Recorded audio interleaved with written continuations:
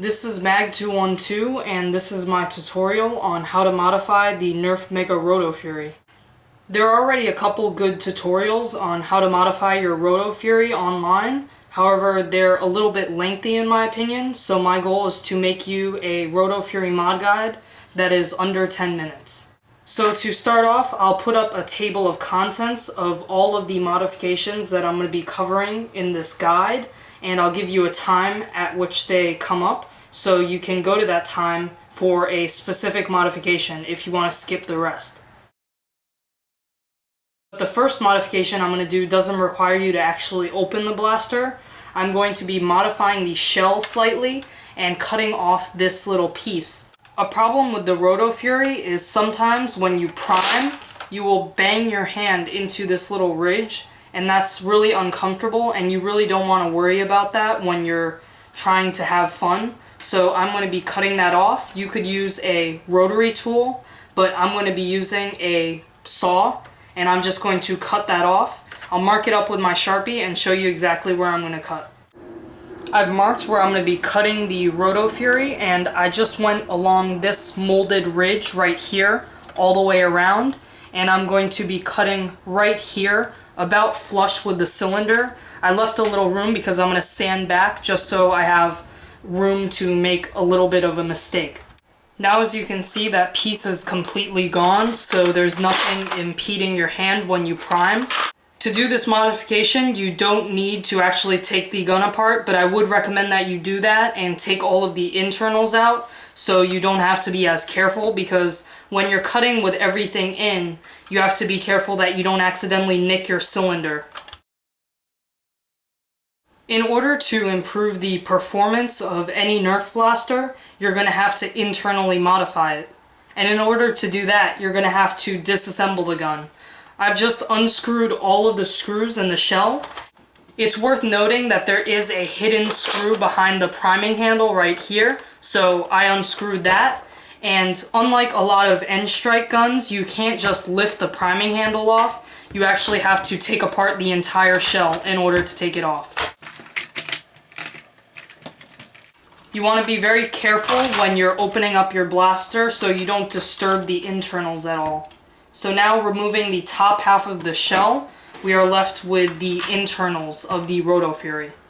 Because this is a confusing mess for both you and me, I'm going to just show you a frame of the internals so you can reassemble the gun. Just to get a few pieces out of the way, I'm going to be removing this barrel, and I'm also going to be removing the sling attachment points.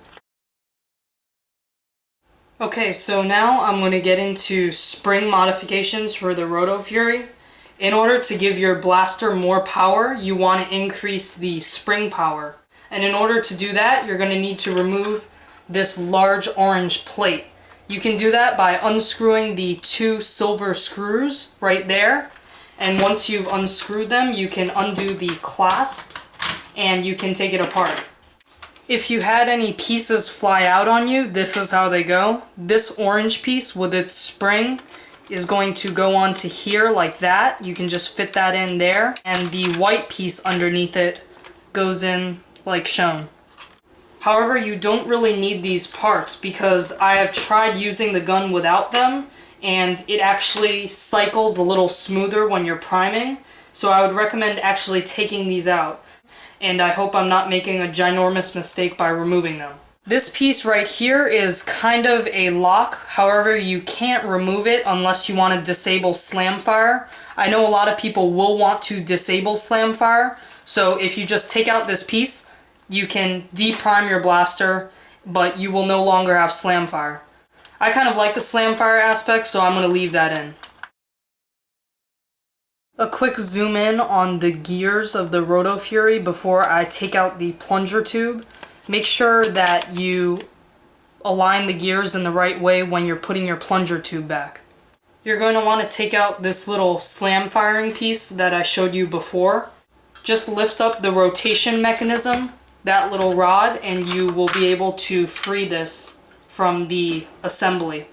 Just a little look at the trigger mechanism for anyone who is curious. This part is the catch, and it's powered by its own torsion spring, so it will automatically go up. and when you push your trigger down, it will depress that thing, which is on a pin, and it will pull down your catch.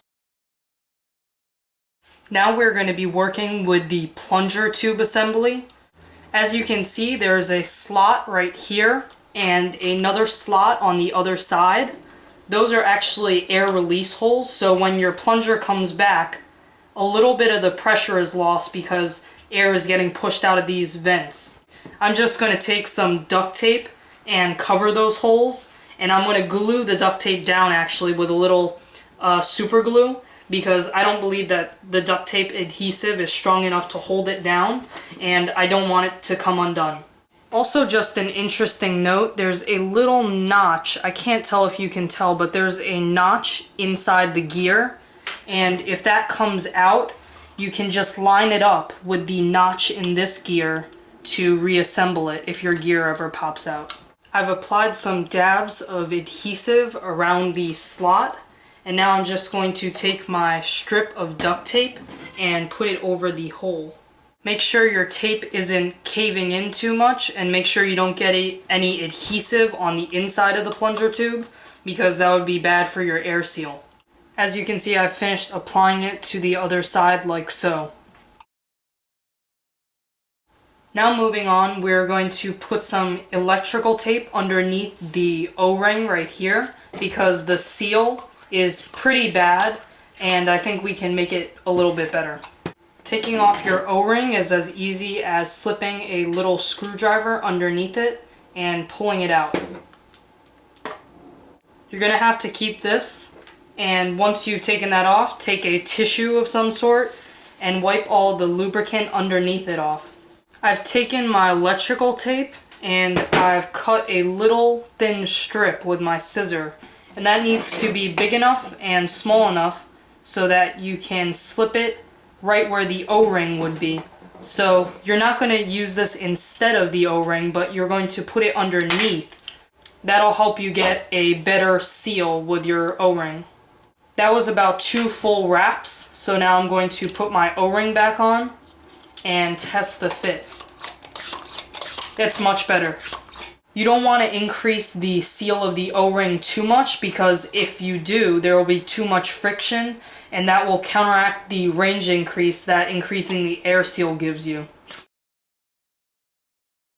Continuing our work with the plunger tube, now we're getting to the spring edition. I'm deciding to add a spring to get a little bit more power. All of these other modifications will give you a little bit more power, but the spring increase is the main thing. Back here on this white plate on the back of the plunger tube, there's a screw, and once you unscrew that, you can free your plunger rod.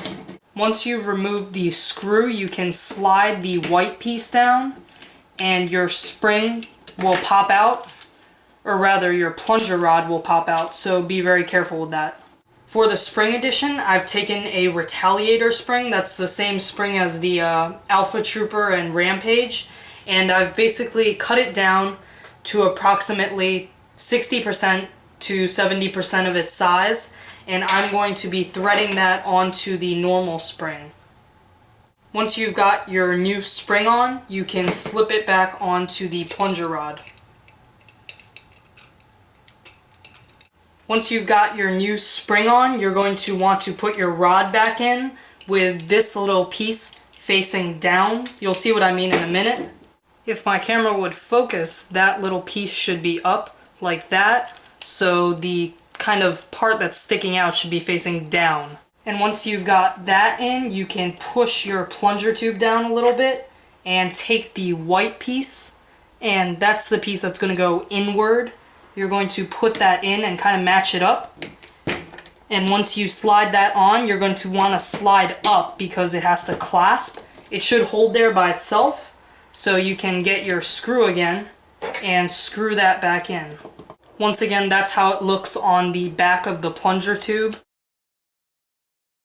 Now back to the main blaster itself, we're going to be focusing on the turret.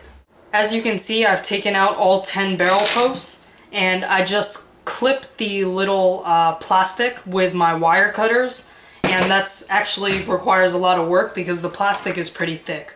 But now I have all these rough edges that I need to clean up, Either I need to clean it up with sandpaper, which is a little risky because you could mess up your air seal, or you could just use a knife of some sort and just carve off the jagged plastic that's sticking up. All finished.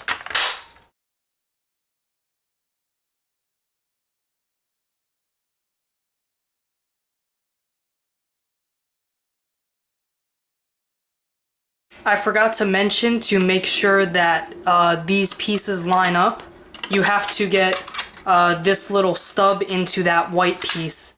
Just to illustrate a little better, that piece right there with the hole right here, it should go into that little, right there. There's also a groove on the other side of the plunger tube, or a slot rather, that you have to fit into the groove.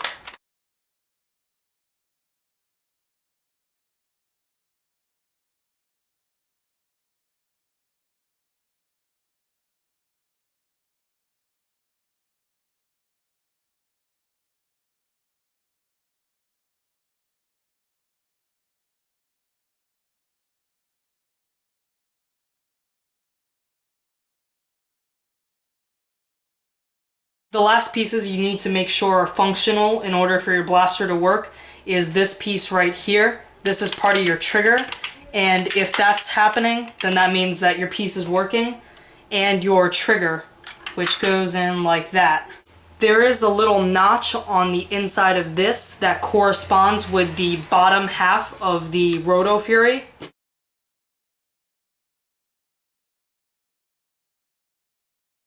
I'll just give you a look at the internals. Just make sure that everything is functioning before you put the two halves of the shell back together. But once you're sure you're done, you can take your other half of the Rotofury and put it back, and then you can reinstall the screws and you're done.